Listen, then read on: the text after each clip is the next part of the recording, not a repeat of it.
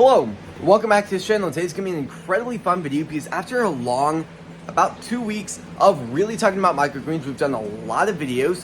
Today is finally that last day, the video that's gonna wrap up this entire microgreen series, Harvest Day. Now, there is gonna be a lot of great information we're gonna be talking about in today's video about how to harvest beautiful microgreens. So before we do go and start today's informational video, please subscribe, hit the notification on all so you not miss our video, and please like this video. Let's go and start today's video. Now, as you guys know, I really want to start testing with how plants can react between maybe different amounts of water, different amounts of nutrients, different amounts of LED lights, and different kinds amount of ventilation.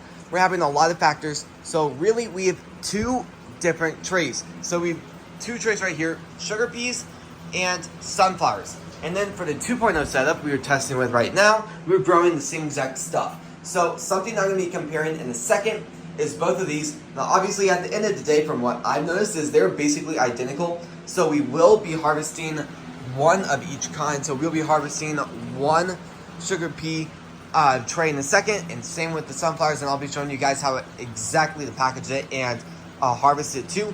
So before we do go and do that, let's go ahead and compare these plants and see if we can notice anything extremely big. All right, I just took both of the peas out of the shelves, and that's how they look. I will say at the end of the day, looking at color, I think out of height and color and basically how good they look, I'm thinking color is the only thing that's really the most noticeable. And this could be just how they're placed right now, but I will say those look a little bit darker than those. And for what I've worked with, and I worked with microgreens a lot, the darker the leaves are, the better tasting, the stronger the flavor, the better crunch it's gonna have, and the more enjoyable eating experience of that microgreen will be a lot better the darker the peas are. So I will say, so far, the white pink shelves are coming in for the win. So I'm gonna go ahead and harvest this, and then we'll compare the sunflowers in a second. Now, I will say what I learned from harvesting peas is they're actually one of the easiest to harvest, because all you have to do, kind of grab a hold of it and cut. So notice I have some of these. These are from Amazon. You can get them pretty cheap and get, I think, maybe 300. I think that's the pack I bought them in. But the only thing I really don't like about this is sometimes they'll kind of stick to each other and you don't know because they're so thin. So that's kind of the only downside about that. But make sure you have the bottom side facing down. So we'll be putting all the peas in this. Obviously, make sure you have some scissors or a knife that is clean. I will give you some recommendations in a second, but I'm gonna go ahead and do this. Grab a good hold of that area and make sure your hands are clean. That is a big factor there too. And then all we're gonna wanna do is kind of put it like that, make it look a little bit nice. Obviously it doesn't look perfect right now, so we will eventually close it like that and kind of smush everything in there in a way. And definitely it is slightly overgrown, so that's not the best factor there, but at the end of the day, it definitely grew a lot, and I'm very happy with how it turned out.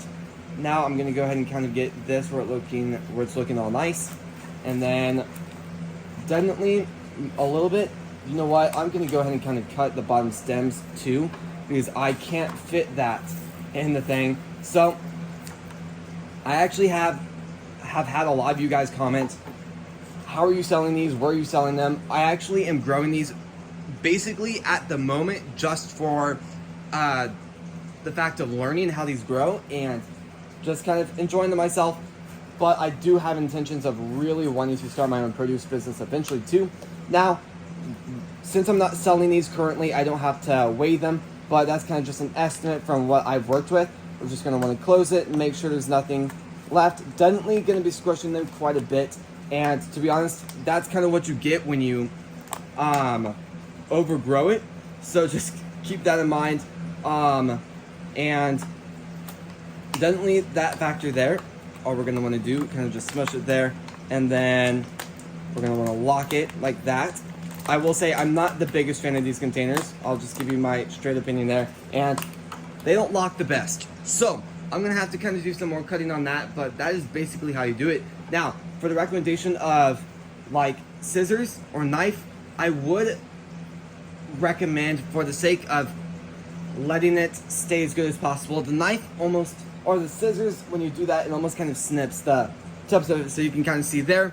It's kind of almost squeezed the end of it like that. You can now see it's kind of squeezing away at the very bottom, and that kind of hurts how long it'll be good for, the shelf life on it. So just keep that in mind. At the end of the day, I will say using the knife is significantly more dangerous, but for the sake of it being as fresh as possible, I definitely recommend it. Now, if you're a kid, just use scissors. There's nothing wrong with using scissors, and I actually prefer scissors, but for the sake of trying to keep the shelf life on these as long as possible, use a knife.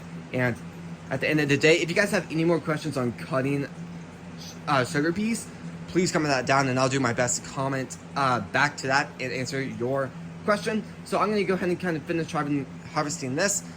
Same thing with this right here. And then I'll see you guys in a second once we go ahead and start with the sunflowers. All right, so I just finished harvesting the peas. I know a second ago I just said we were going to start with the sunflowers instantly, but to be honest, just kind of forget what I said there for a second. I ended up harvesting all the sugar peas. You can kind of see all those there. Beautiful. And I'm not selling these so they don't need to be put into containers where the containers are going to be wasted in a way.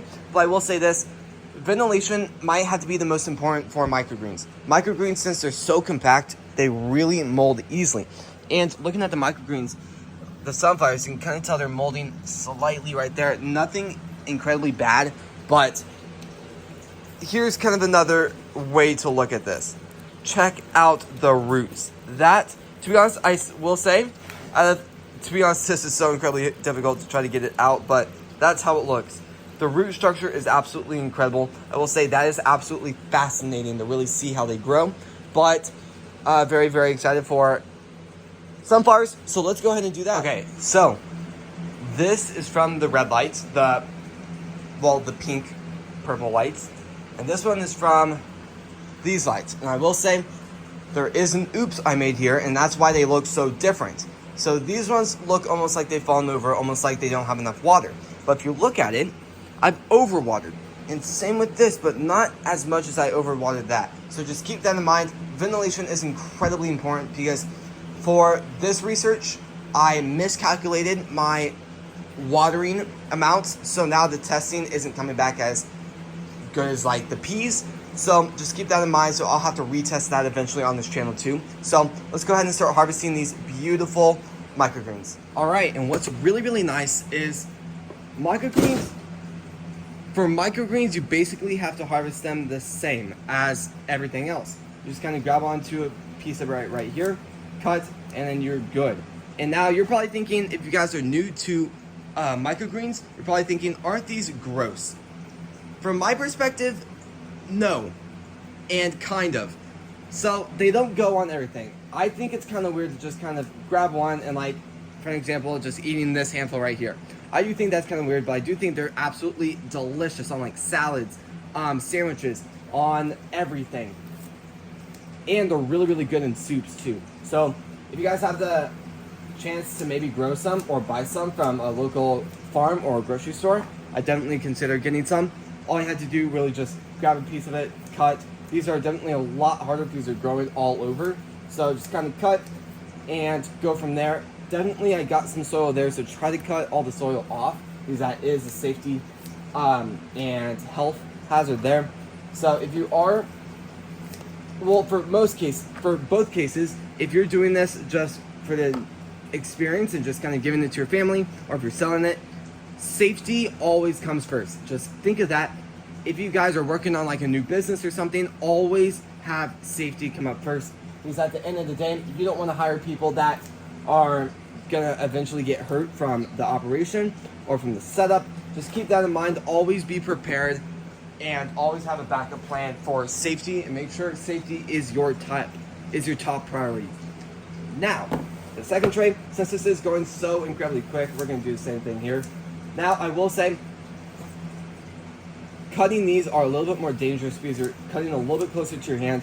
So at the end of the day, for kids or teenagers that are doing this for the first time, make sure you have an adult watching over you just in case you make an oops, or have them do it for you.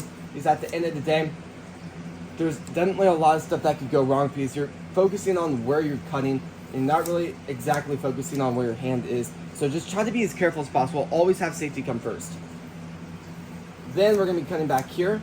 And notice that some of the shells are actually still on, some of the seed things. So you can kind of notice on one of these leaves. So when I do start this business, I'll kind of have to figure out a new way to take them off. All you have to do is really just go like that and it really comes off. Sometimes better than normal, but in that case right there, it wasn't the best. And as they overgrow more like how they are right now, a lot of them do eventually fall off. You can kind of see a lot right there. Now, since this is all done being harvested, I really want to show you the tray now that the camera is on the tripod. Check out that beauty. Definitely not as many roots on the other one, but that is absolutely beautiful. Beautiful. And you can kind of notice some of the roots are rotting a little bit. You can kind of see it here and there, but nothing too bad comparing it to like hydroponics roots kind of rotting. So I'm going to go ahead and kind of start refrigerating these and clean up a little bit, and I'll see you guys in a second once this is going to be done in the video. So sadly, this is going to be done in the video. If you guys like these types of videos, please subscribe, hit the notification on also you not miss every video, and please like this video. Again, if you guys have any questions about anything that I didn't cover or something that you wanted me to cover and I didn't talk about it in today's video, please comment down your question. I'd be honored to do my best and try to answer your question as best as possible. And thank you all so incredibly much for watching today's video and supporting the channel. I'll see you guys tomorrow when we post next. Peace.